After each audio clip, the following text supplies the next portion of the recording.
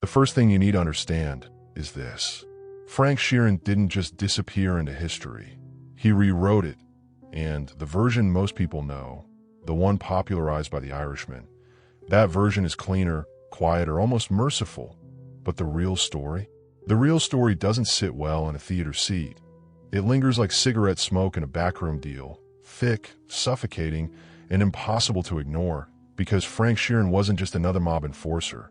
He was a man shaped by war, loyalty, and something much colder than violence: obedience. Born in 1920 in Camden, New Jersey, Sheeran grew up in a working-class Irish Catholic family where discipline wasn't taught. It was enforced, and by the time he enlisted in the U.S. Army during World War II, that discipline turned into something far more dangerous, because war didn't just train him to kill, it taught him how to kill without hesitation, without remorse, without the burden of morality slowing him down. And according to Sheeran himself, he participated in over 400 combat killings. Not all of them clean, not all of them justified, but in war, those lines blur. And when he came back home, those blurred lines didn't go away. They followed him. Now here's where things start to shift. Because post-war America wasn't built for men like Sheeran. Men who had learned that violence solved problems faster than words ever could. So he drifted into truck driving, working routes that exposed him to a different kind of battlefield: labor unions, organized crime, and the quiet intersection where power traded hands without ever making headlines. And that's where he met the man who would change everything. Russell Bufalino, a quiet, calculating mob boss from Pennsylvania who didn't need to raise his voice to command respect, because his authority came from something deeper: control. Bufalino saw something in Sheeran immediately, something useful, something reliable. And in mafia terms, reliability is worth more than loyalty, because loyalty can crack under pressure. But reliability, that's mechanical, predictable, dangerous. Sheeran became his guy, the one you call when something needs to be handled cleanly, quietly, permanently. And soon enough, Sheeran wasn't just moving cargo. He was moving bodies, sending messages, enforcing decisions that were never written down but always understood. And then came the third piece of the puzzle, the man whose name would eventually turn this entire story into legend and controversy. Jimmy Hoffa, the powerful president of the Teamsters Union, a man who controlled millions of dollars in pension funds and had influence that reached from factory floors to political offices. Hoffa was a mafia, but he worked with them, and that relationship was built on mutual benefit, until it wasn't. Sheeran became Hoffa's close associate, almost a bridge between two worlds, the legitimate face of labor and the shadow operations of organized crime. And for a while, it worked because Hoffa trusted Sheeran in a way he didn't trust most people, and trust in that world is rare, fragile, and often misplaced, because what Hoffa didn't fully understand, or maybe refused to accept, was that Sheeran's ultimate loyalty didn't belong to him. It belonged to Bufalino, and Bufalino belonged to the system, a system that didn't tolerate unpredictability. Now this is where the narrative most people know starts to feel familiar. Hoffa goes to prison in 1967 for jury tampering and fraud. He loses control of the Teamsters, and when he gets out in 1971, he wants his power back. But the mafia had already moved on. They had new leadership in place, new arrangements, new streams of money flowing smoothly without Hoffa's interference. And Hoffa, he wasn't the kind of man who could sit quietly on the sidelines. He pushed, he threatened, he tried to reclaim what he believed was rightfully his. And in doing so, he became a problem. Not just a political problem, but a systemic one. Because in organized crime, stability is everything. And Hoffa was destabilizing the entire structure. But what happened next, that's where the story splits. Because the version told in The Irishman shows a controlled, almost subdued execution, a tragic but calm betrayal carried out by a conflicted Sheeran. But according to Sheeran's own later confessions, the emotional reality was far darker, far colder, because this wasn't just a hit. This was a test of absolute obedience. A moment where Sheeran had to prove that his loyalty to the system outweighed any personal connection, any friendship, any human hesitation. And in mafia logic, that kind of proof isn't optional. It's mandatory. Sheeran claimed that on July 30th, 1975, he was involved in Hoffa's disappearance. luring him to a house in Detroit under the pretense of a meeting, and what followed was swift, final, and deliberately untraceable. But here's the thing that rarely gets discussed. It wasn't just about eliminating Hoffa, it was about sending a message to everyone else in that world. No one is bigger than the system, not even a man as powerful as Jimmy Hoffa. And this is where the psychological layer deepens. Because Sheeran didn't describe the act with emotion, he described it like a task completed, a job done correctly. And that's what makes his confession so unsettling. Not the violence itself, but the absence of internal conflict. Because by that point, Sheeran wasn't operating as an individual anymore. He was functioning as an extension of a system designed to remove obstacles without hesitation. But what most portrayals soften, or completely ignore, is the lingering aftermath inside Sheeran himself. Because even though he followed orders, even though he proved his reliability, there's evidence in his later years that something didn't sit right. Not guilt in the traditional sense, but a kind of quiet erosion, a recognition that the system he served so faithfully didn't reward loyalty the way he believed it would. Because in the end, the mafia doesn't protect its soldiers, it uses them. And when they're no longer useful, it lets them fade. And that realization, that slow, creeping understanding, that's where the real story begins to diverge from the polished narrative. Because what happened next didn't just expose a crime, it exposed the truth about how the entire system actually works, and why men like Frank Sheeran are never really in control of their own stories.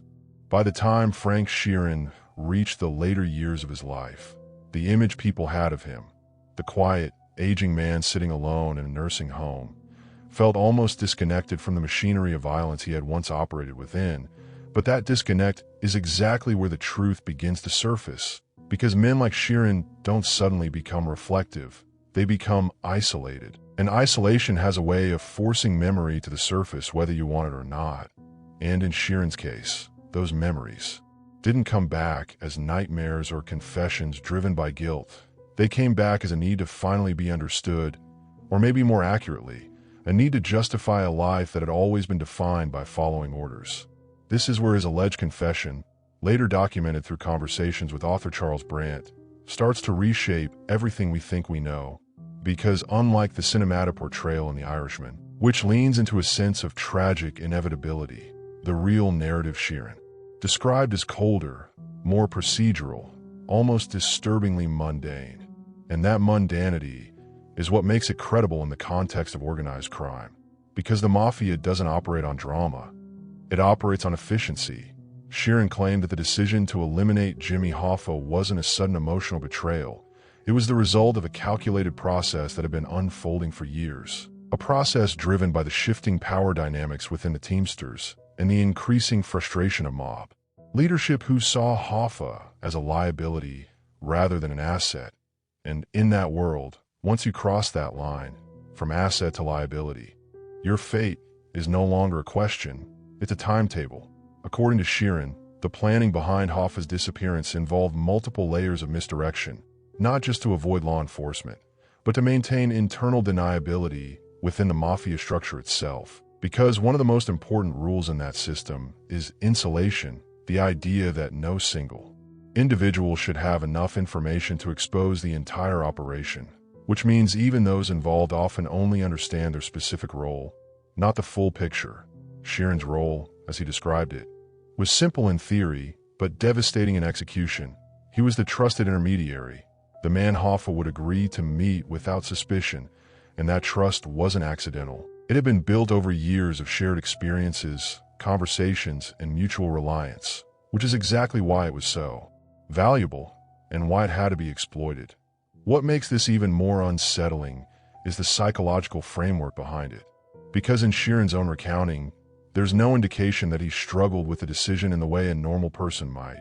Instead, he framed it as a necessity, a logical outcome dictated by the rules of the system he had chosen to live within. And that's a critical detail, because it reveals something deeper about how organized crime maintains control over its members. It doesn't just demand loyalty, it reshapes the individual's perception of right and wrong until those concepts are no longer relevant, replaced instead by a binary understanding of obedience and consequence. When Sheeran described the day Hoffa disappeared, July 30th, 1975. He didn't focus on tension or fear. He focused on sequence, on timing, on execution. And according to him, Hoffa was brought to a house in suburban Detroit under the impression that he was attending a meeting to resolve ongoing disputes with mafia leadership, a meeting that never existed. And once inside, the situation escalated quickly, not because of chaos, but because of precision, because in that world, hesitation creates risk, and risk is unacceptable. Sheeran claimed he was the one who pulled the trigger, a statement that has been debated, challenged, and in many circles outright rejected by investigators and historians. But what matters here isn't just whether every detail of his confession is verifiable. It's what the confession reveals about the mindset of someone who lived inside that system for decades. Because even if parts of his story are inaccurate or exaggerated, the underlying logic remains consistent with how the mafia operates. Decisions are made collectively, but executed individually. Responsibility is diffused, but accountability is absolute. And then there's what happened after, which is where the real divergence from popular portrayals becomes impossible to ignore. Because in films, like 2019 film, the aftermath is portrayed as a slow emotional unraveling, a man haunted by what he's done. But in reality, the immediate aftermath was far more clinical. The body was disposed of in a way designed to leave no trace, no evidence, no closure. And that lack of closure wasn't a byproduct. It was the objective, because in organized crime, uncertainty is a tool. It keeps people guessing. It prevents retaliation. It reinforces the idea that the system is always one step ahead. Hoffa's disappearance became one of the most infamous unsolved cases in American history. And for years, theories circulated about what happened, where the body went, who was responsible. But inside the mafia, the truth was never meant to be public knowledge. It was meant to remain compartmentalized, known only to those who needed to know, and even then, only to the extent necessary. What Sheeran's confession did, decades later, was disrupt that compartmentalization, not by providing definitive answers, but by introducing a narrative that aligned too closely with the internal logic of the system to be easily dismissed. And that's why it gained so much attention, because it didn't just tell a story, it explained a mechanism. But here's where things become even more complex, because Sheeran's decision to confess wasn't driven by a sudden moral awakening. It was driven by something far more human, irrelevance. Because by the time he began speaking openly, the world he had served no longer existed. In the same form, the power structures had shifted. The key players were either dead or imprisoned, and the code of silence, omerta, that once defined his life had lost its practical value. And when that code loses its power, what remains is a man left alone with his own narrative, trying to shape how he will be remembered. And that raises a critical question. Was Sheeran telling the truth, or was he constructing a version of events that placed him at the center of one of the most famous mysteries in American crime history? Because in the absence of definitive evidence, both possibilities exist simultaneously, and that ambiguity is exactly what keeps this story alive. But regardless of where you land on the accuracy of his claims, one thing becomes undeniably clear when you examine the broader context. The story of Frank Sheeran isn't just about whether he killed Jimmy Hoffa. It's about how a system can take an ordinary individual, expose him to violence, reward his obedience, and gradually transform him into someone capable of carrying out acts that would be unthinkable outside that environment.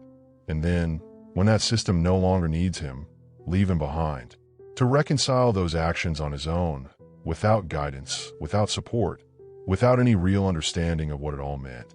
And that's the part of the story that rarely gets attention, because it's not cinematic, it's not dramatic, it's uncomfortable. It forces you to confront the idea that the real power of organized crime isn't just in what it does, but in what it turns people into. And as Sheeran's health declined and his time ran out, that transformation became impossible to ignore. Because the man who had once been so certain, so reliable, so essential to the system, was now just another aging figure looking back at a life defined by decisions he no longer had the ability to change. And the question that lingered wasn't whether he regretted those decisions, but whether he ever truly believed he had a choice. Because if he didn't, then everything that happened, every act, every order, every consequence, becomes something far more unsettling than a simple crime story. It becomes a reflection of how easily control can be disguised as loyalty, and how dangerous that illusion can become when it's never questioned. And what makes it even darker is what this realization leads to. Because once you understand how that system operates, you start to see that Sheeran's story isn't an exception. It's a blueprint. And what comes next reveals just how many others were shaped and discarded by the exact same machine. By the time Frank Sheeran entered the final chapter of his life, confined to a small nursing home room in Delaware, the weight of decades spent navigating the shadowed corridors of organized crime was palpable.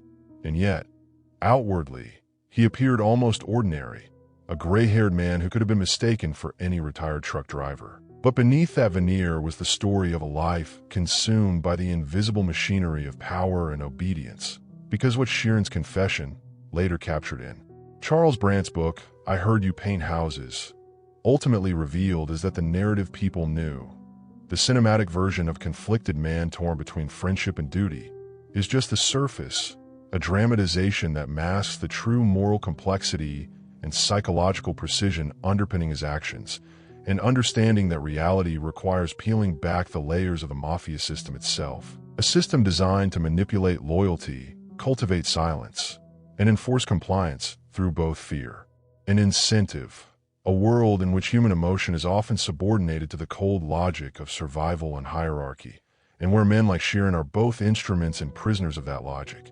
Reflecting on the mechanics of that world, Sheeran admitted that the plan to eliminate Jimmy Hoffa wasn't born in a moment of anger or revenge, but rather from years of subtle positioning, observation, and incremental decisions by mafia leadership who understood that Hoffa's return to power threatened not just their influence over the Teamsters' pension funds, but the stability of the entire system. And in that sense, Sheeran's role was not one of villainy alone, but a function, a necessary part of a structure that demanded efficiency and foresight. Because in organized crime, unpredictability is the enemy, and those who upset the balance are removed quietly, deliberately, without fanfare, leaving an indelible mark on history, while simultaneously erasing themselves from the narrative, which is exactly what Sheeran embodied. An operative whose personal morality was eclipsed by the requirements of a greater organizational design. The confessions he provided later in life, detailed and chilling, described the meticulous care with which Hoffa was lured to a suburban house in Detroit, the carefully orchestrated timing, and the execution carried out with a precision that, according to Sheeran, left no room for error, no trace of impulsive emotion, no hint of hesitation, because in that world, hesitation equals vulnerability, and vulnerability invites disaster. And yet what makes the confession so haunting isn't merely the act itself, but Sheeran's emotional detachment, his recounting of murder as a procedural task, a function of loyalty to a hierarchy that valued obedience above personal connection, illustrating the terrifying efficiency of a system that converts human beings into instruments of its will. And following the event, the aftermath was no less revealing of the system's inner workings, because Hoffa's disappearance, which became one of the most infamous unsolved mysteries in U.S. history, was managed with calculated ambiguity, each participant insulated from the full scope of knowledge, a compartmentalization designed to protect the organization, not the individual, and the public and law enforcement left grappling with speculation, while the system remained largely unscathed, a testament to the self-preserving architecture of the mafia, where information is both power and weapon, and loyalty is measured by one's willingness to participate in its cold calculus. As Sheeran aged, his reflections on those years expose another layer of psychological complexity. Because while he executed orders without apparent hesitation, he was also deeply aware of the human cost, the irreversible consequences of actions that could not be undone. And yet, unlike dramatized portrayals of guilt and torment, the real conflict was not theatrical. It was existential. A quiet reckoning with being an agent within a system that prized efficiency over empathy and survival over conscience. And in that reckoning lies the profound insight of his story. That organized crime does not merely commit acts of violence. It molds men, shaping decisions, perceptions, and morality in ways that blur the line between choice and obligation, creating individuals capable of extraordinary acts carried out with chilling normalcy. Sheeran's narrative, then, becomes a lens not only for understanding